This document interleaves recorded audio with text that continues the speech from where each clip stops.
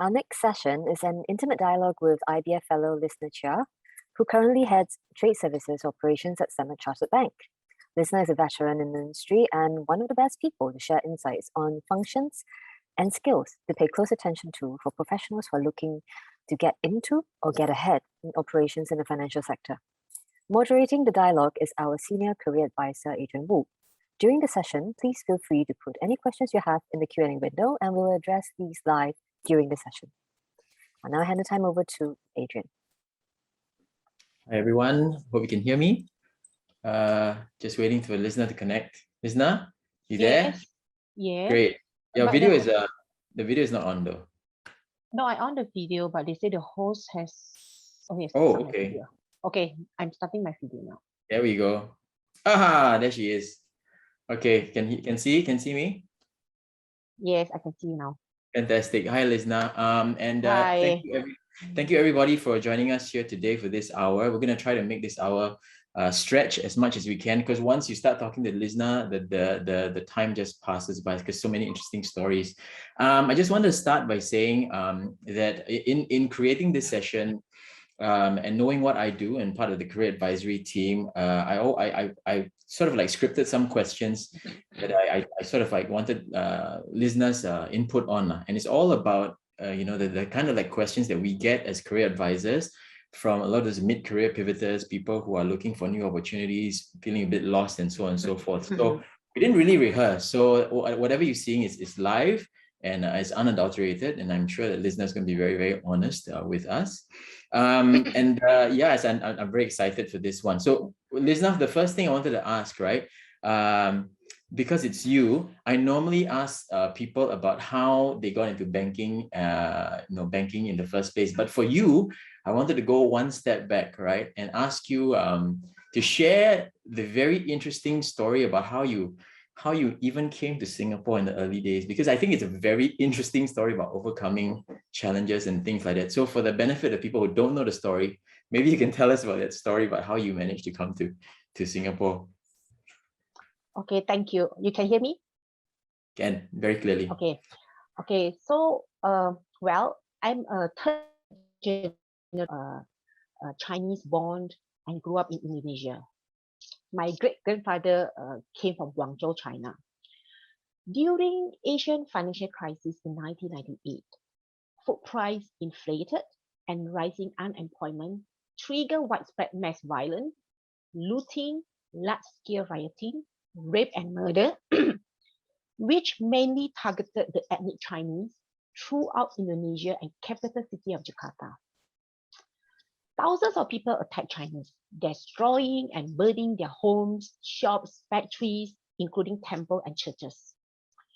Yeah. Many Chinese women were suffered from sexual violence, gang rape followed by murder. I worked in Jakarta that time, far away from my parents who live in Medan, another city in Indonesia, which is 2,000 kilometers from Jakarta. Mass violence occurred first in Medan 4 days earlier than Jakarta. Therefore, it was unsafe for me to return to my hometown. I was extremely fearful and decided to flee to Singapore. I headed for the airport at 4 a.m. in the morning to avoid the rioters. Horrifying scene when I reached the airport. Thousands of people slept on the marble and brick floor of the departure terminal, waiting for the next flight out. You won't believe it. Singapore is the nearest place to run, but no air tickets available. Waiting lists for the flights to Malaysia, Hong Kong, Australia have swelled. I did not want to risk my life waiting a few more days. I managed to get air ticket to Batam by paying 4 times more. Ferry ticket from Batam to Singapore unfortunately sold out that day. As my aim to reach Singapore within same day, I had no choice other than taking a small fisherman boat from Batam to another island called Balai Karimun, and from Karimun Island, I took another boat to Singapore. Thanks God for his blessing and the strength that he gave me, I reached Singapore safely at 2 a.m. next day. Since then, I moved and worked in Singapore, and a few years later, I applied for Singapore citizenship, and I'm now Singaporean.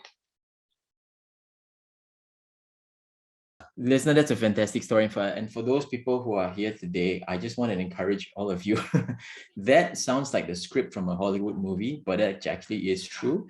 And I just wanted to reiterate and start this session formally by telling everybody that if you're facing any challenges now career-wise, nothing is insurmountable. Be patient, do what's necessary to get out of a bad situation to a positive one. That's our encouragement to everybody. So the next question would be my normal first question is, how did you get into banking, Lisna? I mean, was it like an intended career choice or what?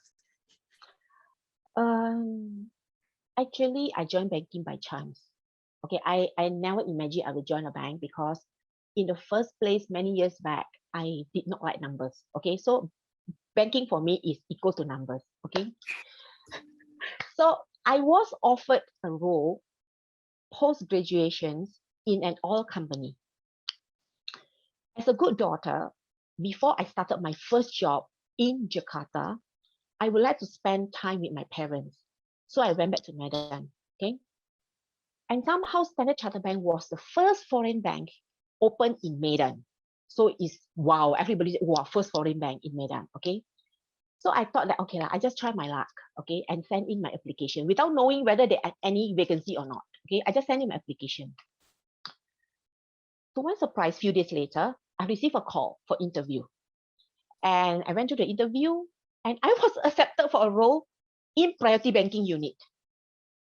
I know nothing about priority banking. Okay, so I started my career as a priority banking assistant RM. I had to learn all the products. I don't know selling. I learned how to sell to customer, talk to the customer. I have to learn all this from scratch, right?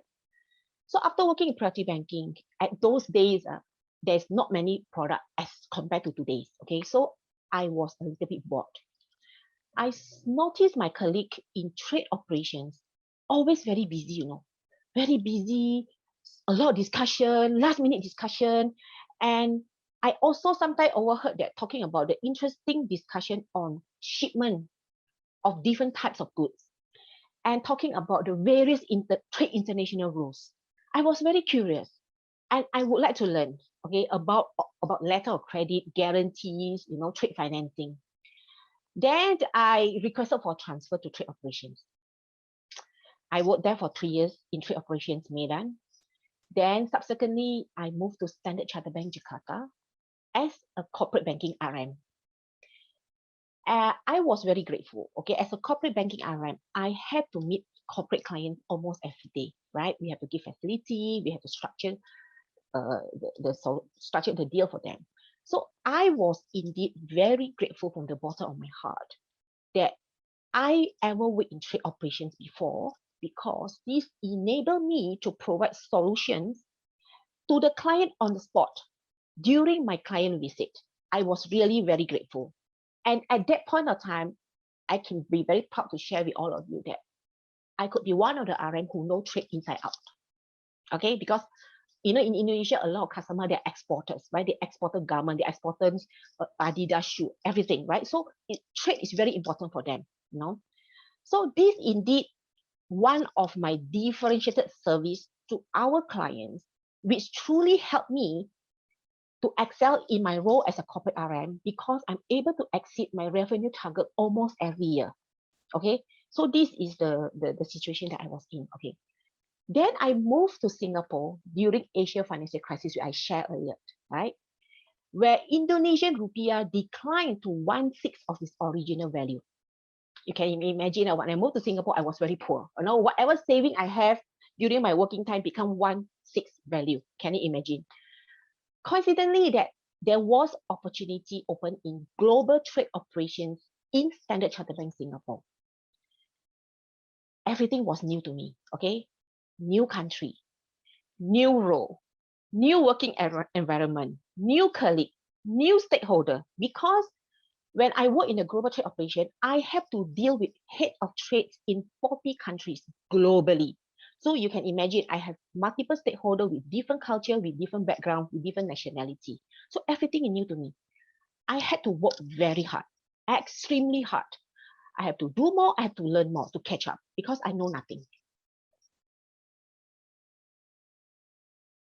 And in Lisna, I mean, like because like what you mentioned, there's so much there's so much growth in your career, right? I think the next question I want to ask is basically, because you've been with this one bank for such a long time, you probably seen the ups and downs, the highs and lows, and things like that, right? So maybe I ask you a question about changes that you've seen back in the 90s when you joined, all the way to now. And maybe because the session is about, perhaps like ops, for example, right? I mean, or maybe you can even talk generally. What was it like back in the 90s?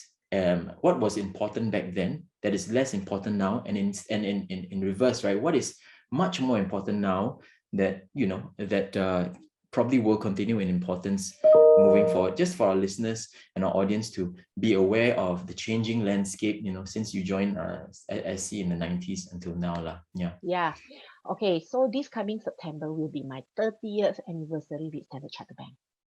Okay. Yeah. Okay, so during my early days in trade ops, all the processes are super manual, are very manual and very tedious. Every transactions we have to record, manually record the debit entry, the credit entry. Not only debit and credit, there are multiple debit credit entries, right? In a physical card, we have multiple color card. We got blue color, red color, whatsoever. Depends on what kind of reporting we need to use. So we have to do that. This result in a lot of reconciliation and also many audit findings, because the more manual you are, the more audit findings that you get, right, during annual audit. We use telex to send messages, and we had to type those messages line by line, plus manual authentication of outgoing, incoming telexes. For letter of credit in trade, right, the message is very long, okay? So you can imagine that a lot of manual effort that we put in, okay? And that is talking about 30 years or 28 years ago, okay?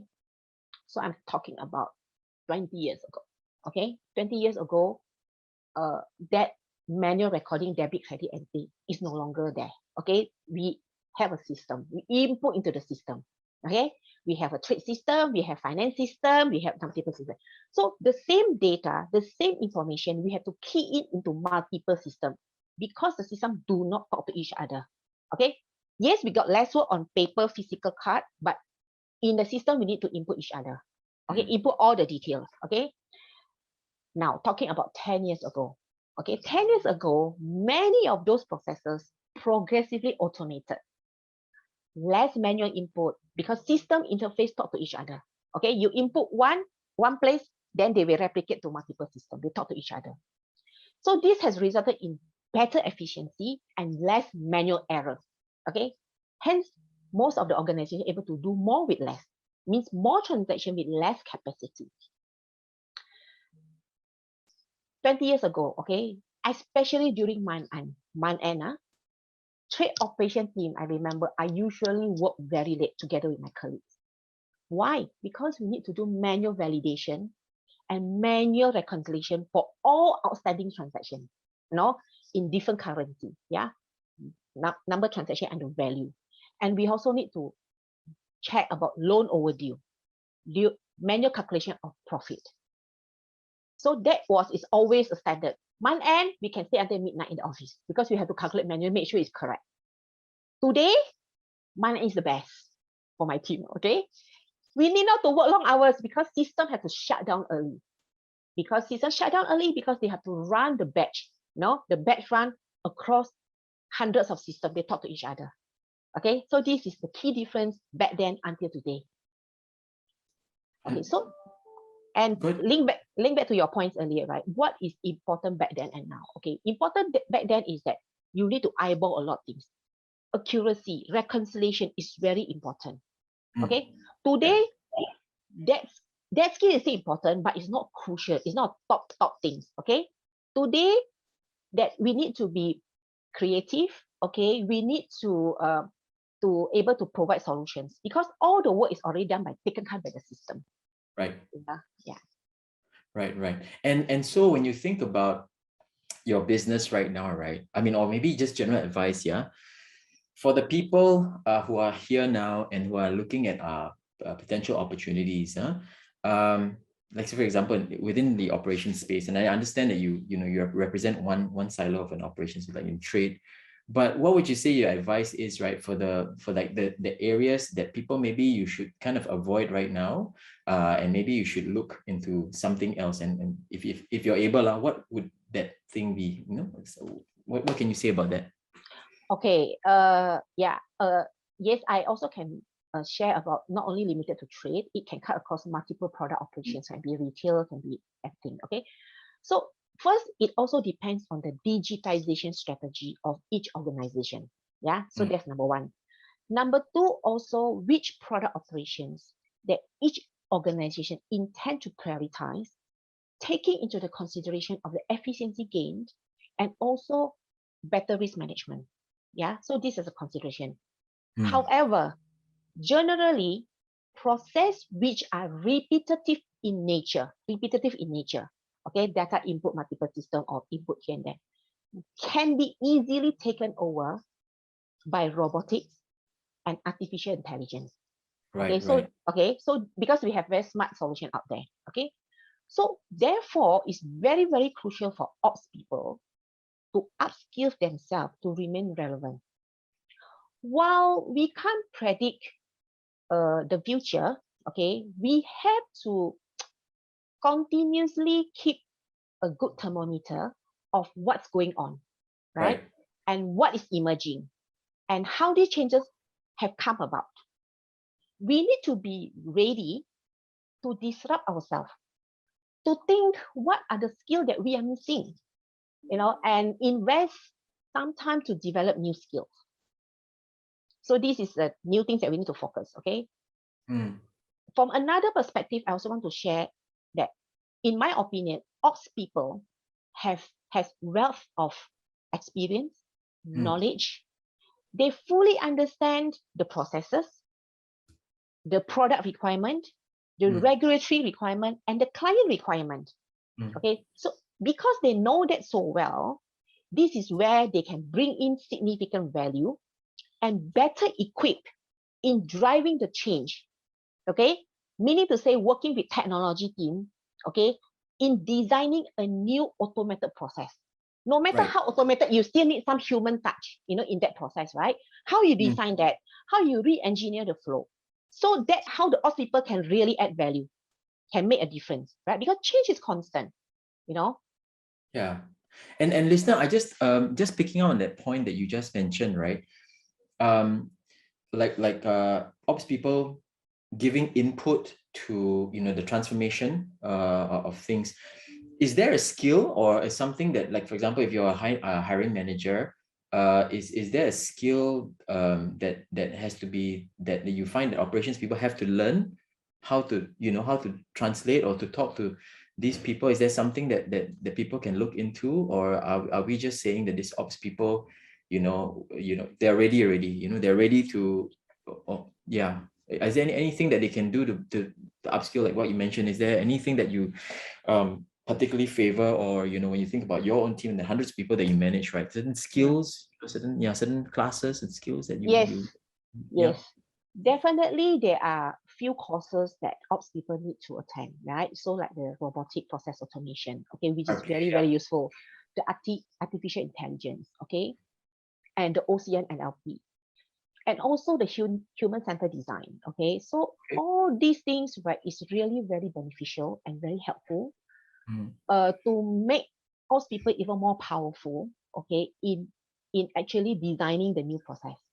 Because they have the fundamental knowledge, okay, they just need to complement themselves with another knowledge, the skill which is a trending now, okay, to make them really able to provide suggestions or recommendation to the technology team or the project team, right?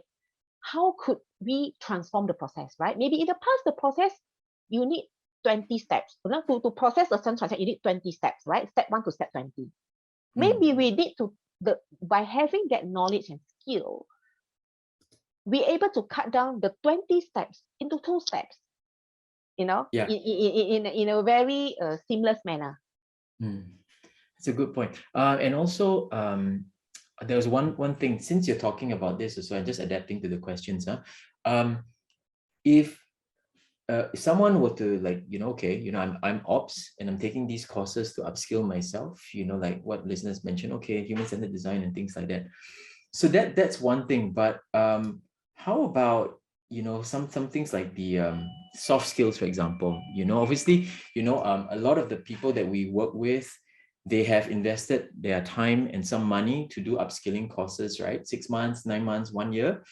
And the truth is, quite a lot of them are still having difficulty finding roles, right? Because we realize it's not linear. Just because you have a course doesn't mean you get a job, right? So I think there's something that's maybe perhaps missing in terms of like maybe the soft skills and so on and so forth. I mean, when you think about your team and the people that you've managed, or just colleagues in general, right? I mean, how important are the soft skills compared to the hard skills for you?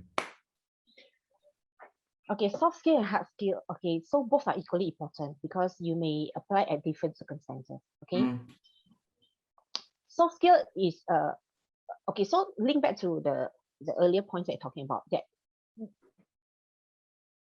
mindset is very crucial. Okay, having the right mindset is very crucial in the digital world. Okay, Right. so rather than we have a fixed mindset, okay, which is we think that, oh, we know enough, whatever. We need to start thinking that how can we inculcate a culture or a habit into ourselves to transform ourselves to have the growth mindset. Because by having the growth mindset, this will drive a motivations and achievement for ourselves. Okay, because there is a key difference between the people with growth mindset and the fixed mindset. The people with the growth mindset see the challenges and failure as an opportunity to grow. Okay, where the people with a fixed mindset, with usually reactive, they see the failure is the limit of their ability. Okay, right. So honestly, our effort and attitude determine our efforts, determine our abilities. Okay, because new challenges will help us to grow at any point of time. That's okay. Well, yeah, that's a very good point. And I'm just gonna maybe just push a little bit. Better not push so hard. Wait, I will never end up working for SC in the future. Can I blacklisted by you? Okay, wait. I just want to ask. Right? Like a lot of people, they when they apply for jobs, they apply, and it's very reactive, right? I mean, you apply for a job, and then I have all these skills. I just did a 9-month course and I want to show these skills, but no one's calling me for an interview, that kind of thing. Do you think there's anything more that people can do in this, especially in a kind of like a COVID environment where we know that it's accelerated the change, and as a result, the change has accelerated loss of jobs, for example. Apart from just applying to a jobs website and just waiting, what do you think what do you think people can actually do, right, to really help themselves, what's your thoughts? So I think if we just keep waiting, nothing will happen. Okay, so my suggestion is that we need to proactively follow up. Because not only we send the application, right? So there may be hundreds of applications sent to the organization. Okay, so maybe the 99 people don't call. I'm the one who call. End up I get a job. Okay, so I think proactive follow up is key. That's number one. Number two is that engage people proactively through coffee time. Okay, because now we can do one-to-one coffee time. And networking.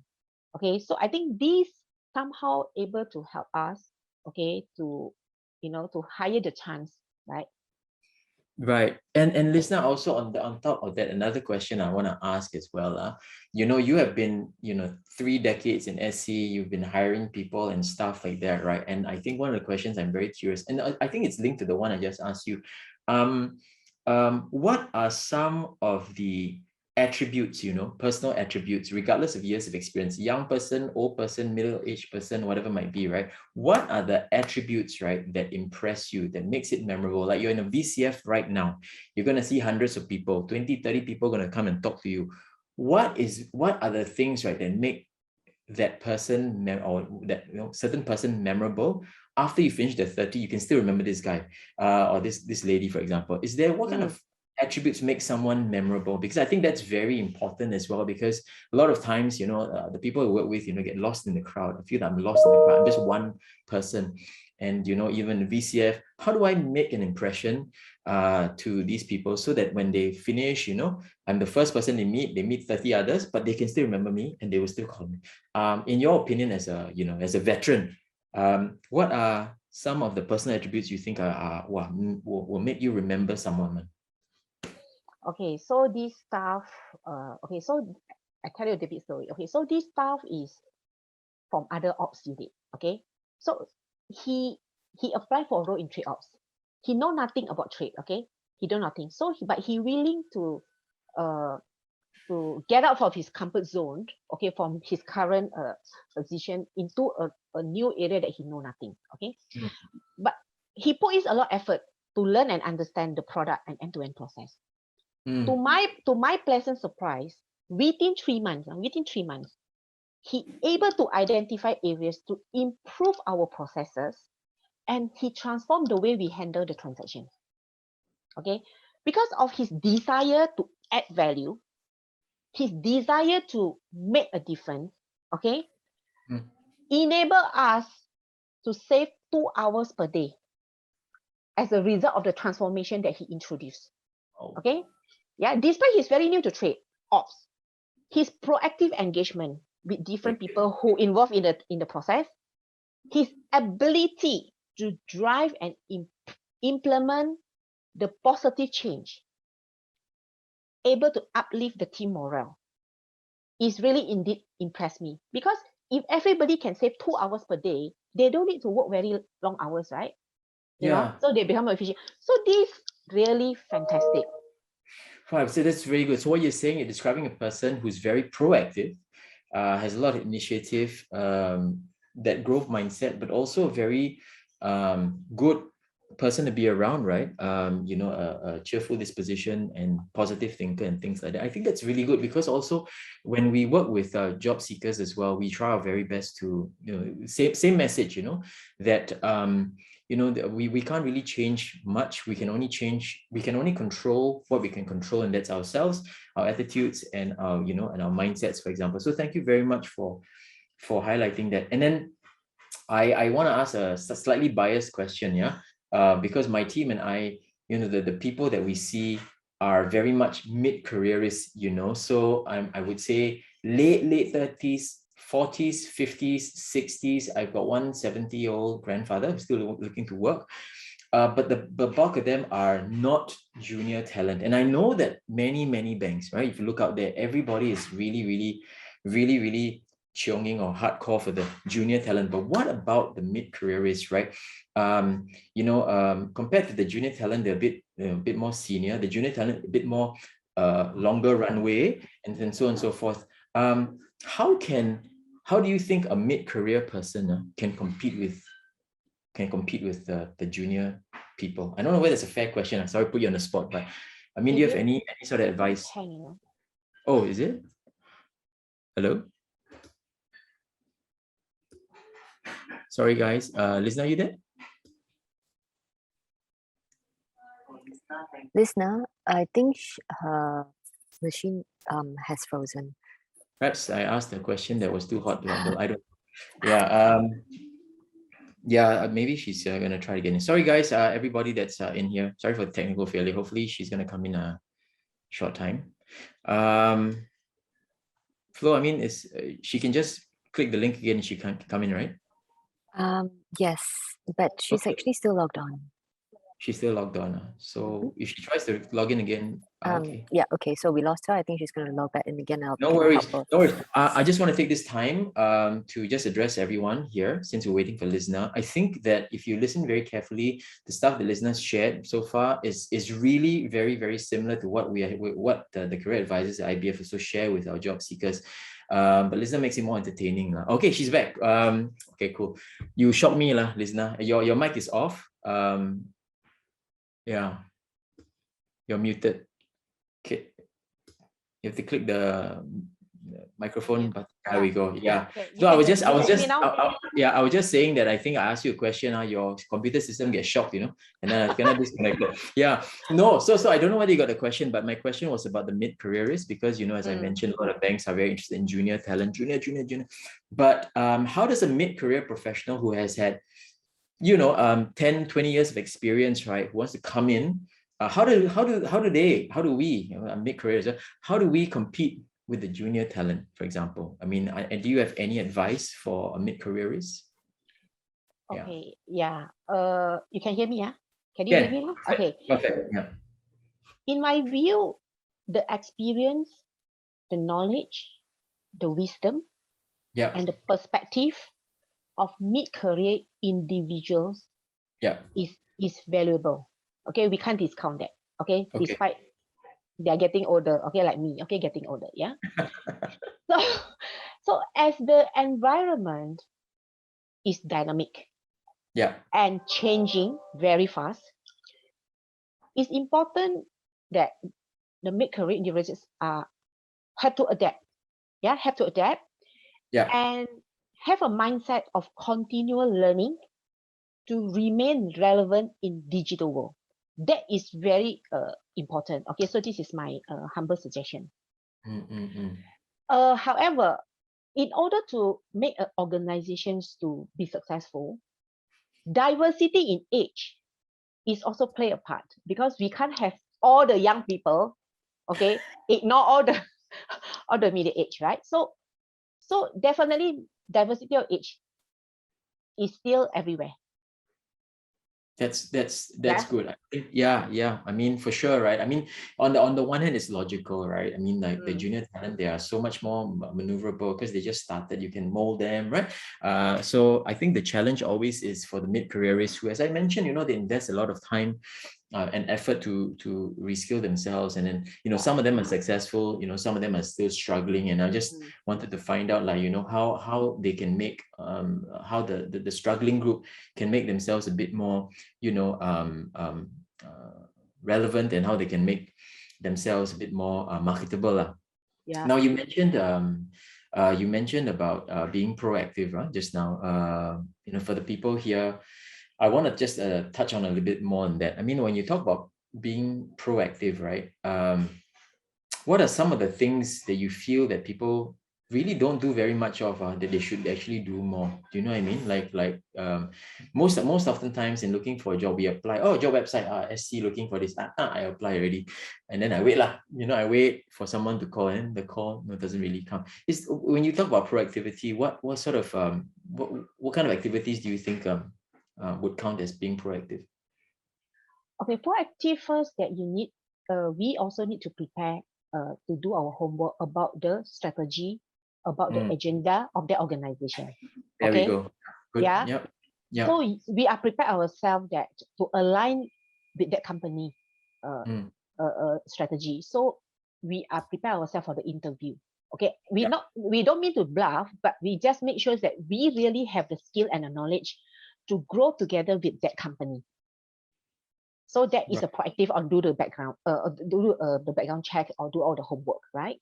So that's one. Secondly, also proactively follow up, right, with the HR of that company or the headhunter, or proactively find out whether you have a friend somewhere working in that organizations, okay, which can give you some input, and how to position yourself, what are kind of the plus thing that maybe you are missing today. There's certain skill that you're missing today that you need to quickly learn and upskill ourselves, so we are selected for that role. Right. So that is example of the proactiveness that I'm referring to. Great. Lisna, sorry to put you on the spot as well. Something just came to me. Normally when I do these sessions, right, with a fellow, normally what happens is that I check my email. I got a few additional LinkedIn requests. Want to link in with me. I'm assuming that is exactly happening to you at this moment. Okay. Now I want to ask you a question. Sorry, this is totally not rehearsed, but I just want to ask you a question. Okay, seriously, just answer it. Just naturally. When people write to, I always tell people LinkedIn is a way where we can connect with people. We can connect people, and hopefully people will connect back with us, right?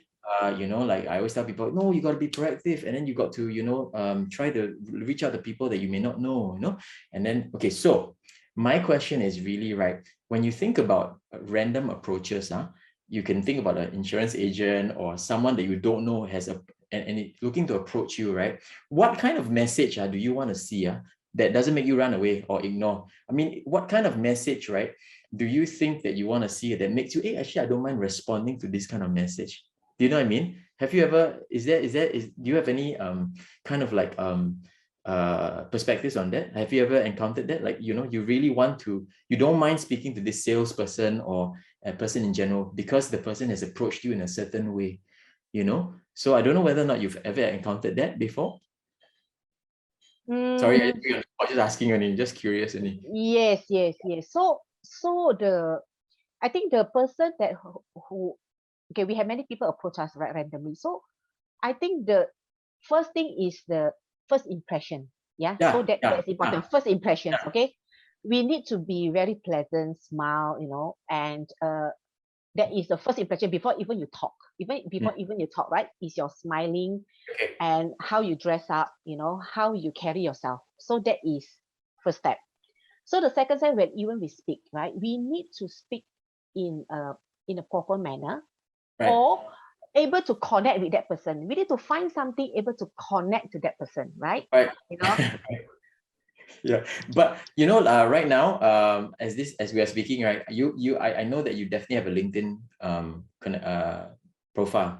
Right now, Lisna, I guarantee you, with like the money I have in my wallet right now, you are getting LinkedIn connections, right? To link to network. I want to ask you, forget about the faces and the smiles and everything right now, right?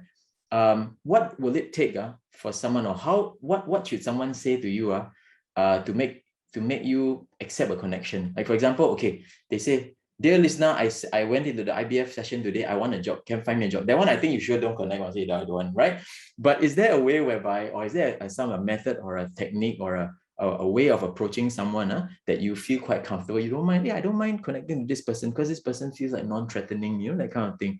And I think I asked you this question because I think in this environment, right, we always try to push people to just be a bit more proactive, and that is actually one technique. So I just want to find out whether or not, has there ever been a time where you actually responded through an unsolicited kind of like email? Yeah. Under what circumstances would you do that? Yeah. Okay, so I actually I accepted many requests to get connection to me, even I don't know them at all, because okay. I also curious to know that person. Okay, so there's something I also can learn from that person. No matter what background you are, okay, a lot of things I still don't know. I don't know what I don't know, right? So by connecting with more people, which is more beneficial for me. So yeah, so basically what's going to happen is after this session, everybody's going to connect with you. So you have to be careful. And so the reason why I asked, and I'm sorry, this is something that we didn't really talk about, but it just came to me because I think that more and more so, right, if for people who are just applying for roles and not doing really much else, right, reaching out on platforms like LinkedIn could be something. I mean, obviously it's helped me personally, right? In my own personal history, in my experience, I reach out, I try to get someone to press the connect button. I try not to scare them off. I try to write something, try to write something a bit non-threatening so that they connect. Once they connect, I can write non-stop ready to them ready. So I just wanted to find out whether or not you've ever had this kind of like email or like a message approach to you that makes you like, oh, hi Lisna, thank you for accepting my connection, and then you actually respond to it. And I think that I keep telling people, right, if you go in with all the guns shooting, say, hey, this is my CV, I give you my CV, I please find me a job, I think that one don't work. But there's a technique, how to slowly get, right? Yeah, you are very right. There is a technique. There's a step-by-step thing. Of course, it's not written somewhere else, right? You need to play by ears, that how these people respond to you, how people react. Then okay, maybe the next step I need to do is a step 2. But some people you need to jump to step 4, because step 2 may not work, right? So you can actually ask for coffee, maybe ask for chat, different kinds of methods. Yeah. Yeah, that's great. I mean, like, I just, as I said, right, I think it's a bit cheeky question to ask you, sorry, but I just occurred to me because right now I keep telling people that if there was ever a time to be proactive, it's going to be now, because we are in such a challenging environment right now. So we have to do much more, and then we have to train ourselves to just approach people that we don't know. And it's very discomforting for a lot of people because it's not natural for them to do so. So I think the ability to get out of that comfort zone, as you mentioned, right, that mindset of being brave and growth and so on and so forth would really, really help right now.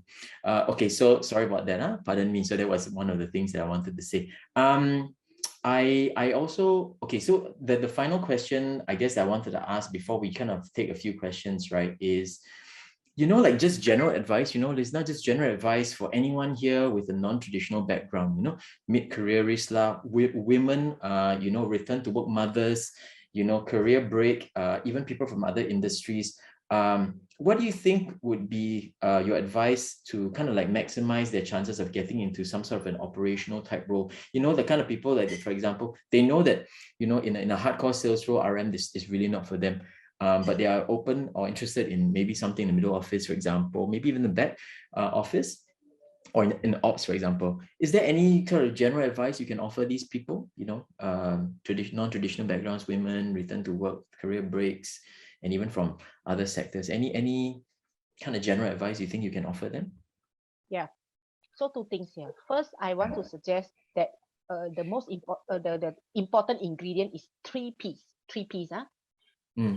First P is proactive. Second P is positive. The third P is persevere. So that's one. I like Secondly, that. so second one is that need to be open-minded.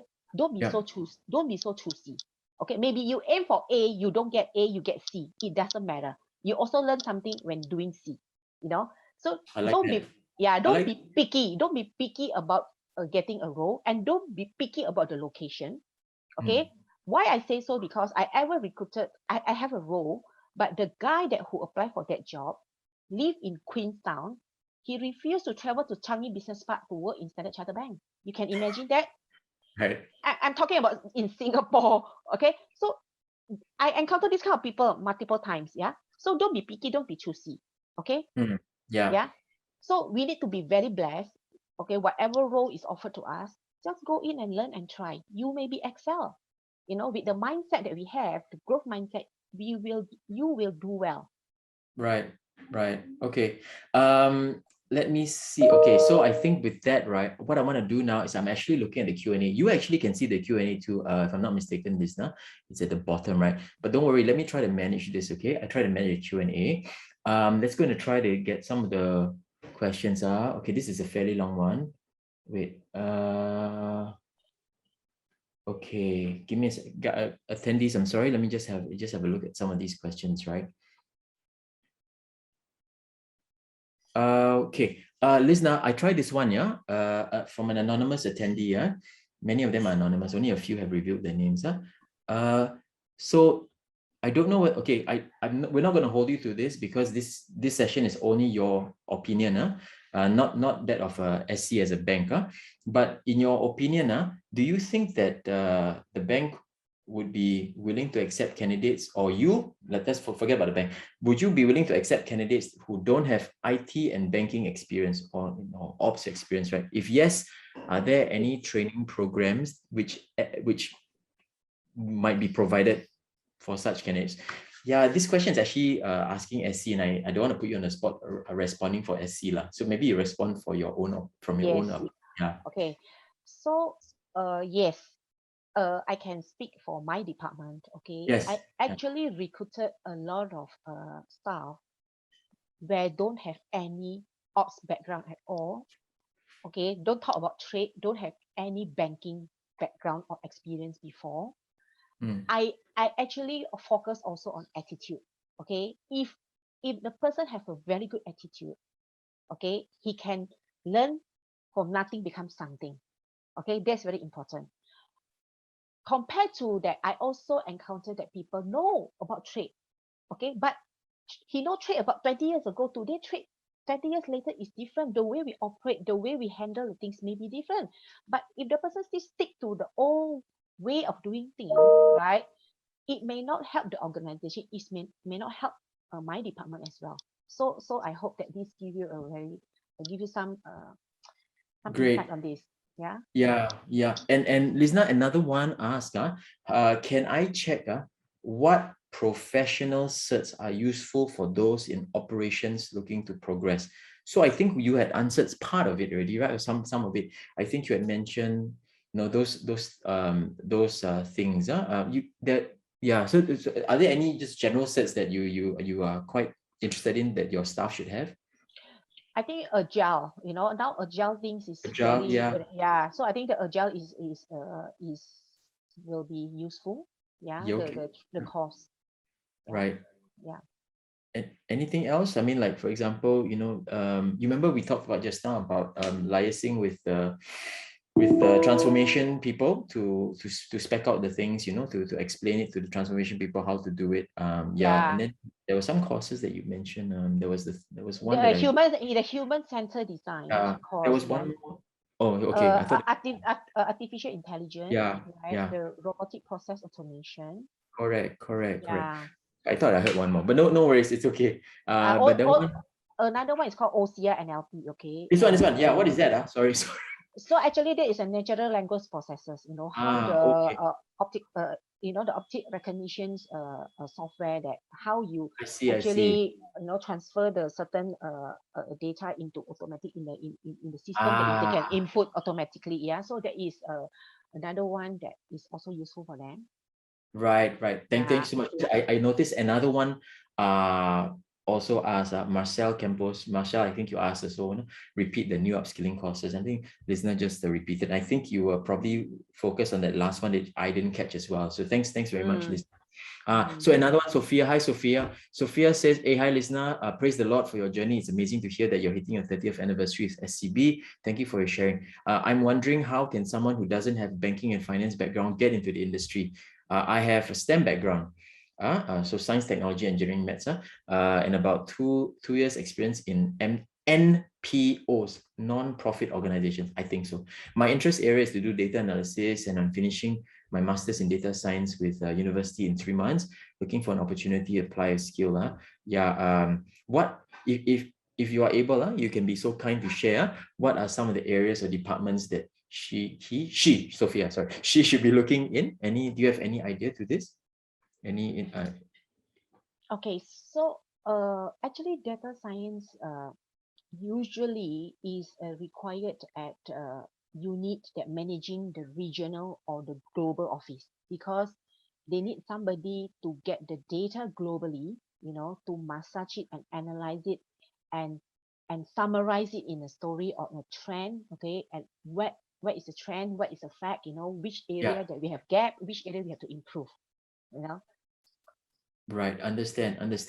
And also another one, sorry, I'm blazing through the questions, try to answer as many as possible. Are you aware, if generally speaking, when you hire, right, can you hire diploma graduates, or must they always be degree graduates? That's one of the questions. Combination. Combination. Diploma. Yeah, so some is a diploma and some is degree. Okay, and I also observe, okay, I have experience that there is a poly student, okay, which is came to my shop for internship. Okay, she's not graduated yet. She just take an internship before she go to the uni. So even a poly student, okay, are really very good. Okay, so it depends on, not because of the education background, it's because of the attitude, because of the mindset. Understand. Okay, got it. And quite a few questions, man. Okay. Hi, listener, from Lois Ng. I'm so sorry if I'm pronouncing the name wrongly. Hi, listener. So far, I've observed that most of the SCB jobs, okay, maybe the bank jobs, very stringent requirements for jobs. For example, 5 years experience in this and that, as compared to other banks. Oh, so this person is comparing SC's requirements to other banks, more stringent than other banks, as compared to other banks that offer similar jobs. Should we still apply if we see these jobs? So I'm presuming that this person feels that Lois feels that he or she may not be 5 years, maybe junior than that, but still, should he or she still apply for this role? What do you think? Of course, you need to maximize your chances, right? Same You know? same answer that I would give as well. Yeah, Yeah. you have to maximize your chances. Maybe that among all the candidates who send, you are the best potential candidate. Even though you don't need 5 years, you may be chosen, right? So Yeah, exactly. yeah, Exactly right. Exactly. Wow, the questions. Okay, at this juncture, Flo, if you're still there, can you do me a favor, guys? I just want to launch this poll first while I tackle some of the questions. I need this poll before we get close. For the people in attendance, for the 150, 60 people here, thank you, number one, for being here. I haven't finished the questions yet, but I thought I'd just give you the poll first. If it's okay, please do help us with this poll, because it kind of helps my team think about the programming that we want to offer you in the future, in the weeks, months, years that come. So your honest feedback will be very, very helpful for us, how can we do better, and what kind of sessions that you want to see. So can I just ask as many of you, please help us. It will take you 30 seconds, but it will help us immeasurably. So the poll is going to be open, but for myself, I'm just going to carry on answering some more questions. Yeah, Lisna? Okay. There's one I saw. So sorry, these things are moving. Well, this one is controversial. Okay.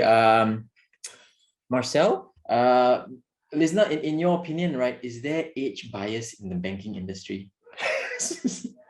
This one quite tricky. What do you think? no, not really. You know, Not really. which I mentioned. I mentioned the diversity. You know, we need a diversity in age, right? We need to have a diversity in knowledge and background or gender in the organizations. So I don't see a bias in terms of age. Good. Very good to hear from a veteran like yourself. Okay. Anneli Tan asks, Lisna, is it true that you must have at least 70% of banking knowledge? Otherwise, bank will not recruit you. This is from another IBF session. Okay. If I have the interest in trade finance, some knowledge of this, around 30%, or what should I do in order to jump into the banking line? Whew. You think you can take that one, Lisna? Yes. Yeah. I think we just shared before that there are many candidates that accepted for the role in banking that don't have banking background or banking knowledge at all. Okay. And which I shared earlier is what really happened in my department, trade operation. Right. What I'm aware in another departments, there are even teachers don't have banking. They actually jump into the bank and work in the bank. Some that I have a colleague from army background, from an army background, and joined the banking, and he did so well. Yeah. Do you have any of these? Do you have any of these profiles in your team, like really non-traditional one, like very, not say funny, but just very different? Do you have any of these people in your team? Yes, I do. I do. I can share with you that easily 35% of my team, okay, when they join me, they don't have banking background. They don't have banking They don't experience. have, is it? They don't have. They came and joined. We have to train them. We have to train them and guide them to make them settle down and understand the whole process. Yeah. Hey, then I'm going to abandon the Q&A for a while. This is my question. If 35% of your people are from not non-traditional backgrounds, right? Do you have any idea how they manage to get through talent acquisition now? How did they get picked up? Because their profile is different, right? So how did their resumes get all the way to up to you? I mean, yeah. Okay. How do they?